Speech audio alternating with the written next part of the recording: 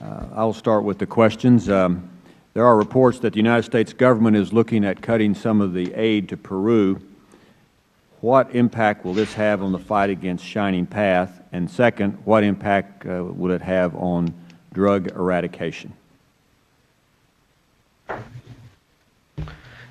The U.S. government has already been cutting down its cooperation to Peru. So the information that it might cut it further is not good news for the fight against what is left of Sendero and the fight against drug trafficking in Peru.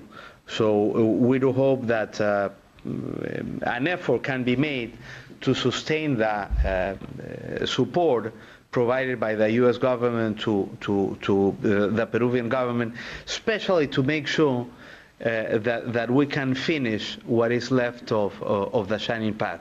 I do think that the U.S. support is crucial. It has been crucial, and we need to continue with that support. Regarding the fight against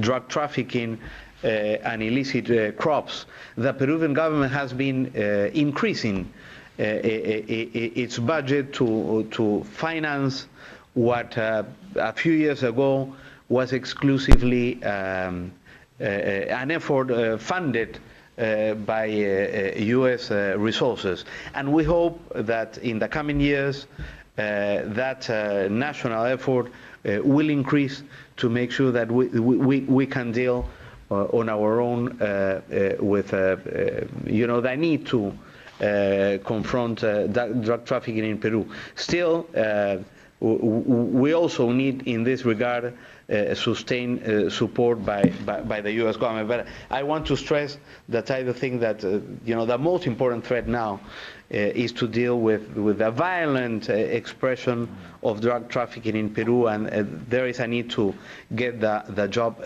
finished before retreating from Peru.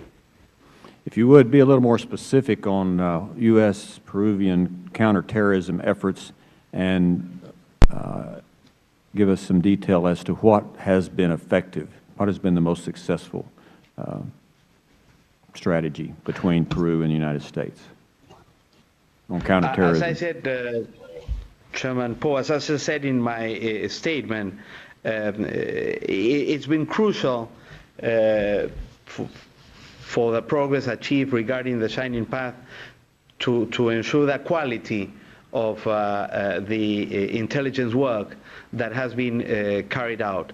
And in this regard, the support of the U.S. has been very important in terms of training, in terms of providing equipment for electronic intelligence, and in terms of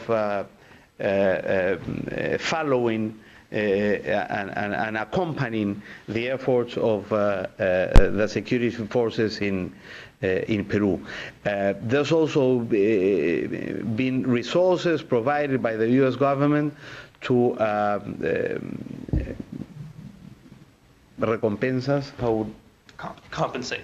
To compensate for those that provide information that could lead to the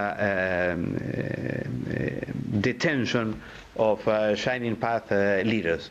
So I think that would be the most important aspects of U.S.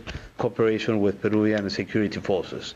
Regarding the fight against the Shining Path, of course, there's a drugs program in Peru, which is also very important. It's been instrumental for the success of the San Martin experience regarding the eradication of illicit crops and alternative development strategies. But as I said before, the Peruvian government in the last 2 years have been investing of its own resources to be able to compensate for the reduction in the U.S. support in this regard. Do you know of any evidence that Shining Path is working with FARC or other Mexican drug cartels?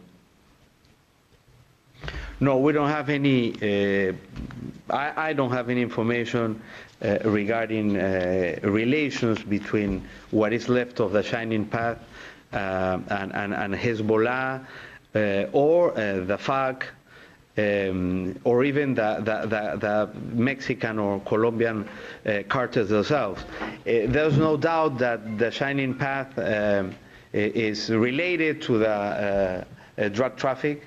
The most important source for the funding of its activities comes from drug trafficking, and mainly from the support and protection that it provides drug trafficking in the Brain. But I don't have information as to direct relations between the Shining Path and the Mexican and the Colombian cartels. Thank you, Dr. Costa. Now the ranking member, Mr. Sherman, for his questions. Thank you, Chairman.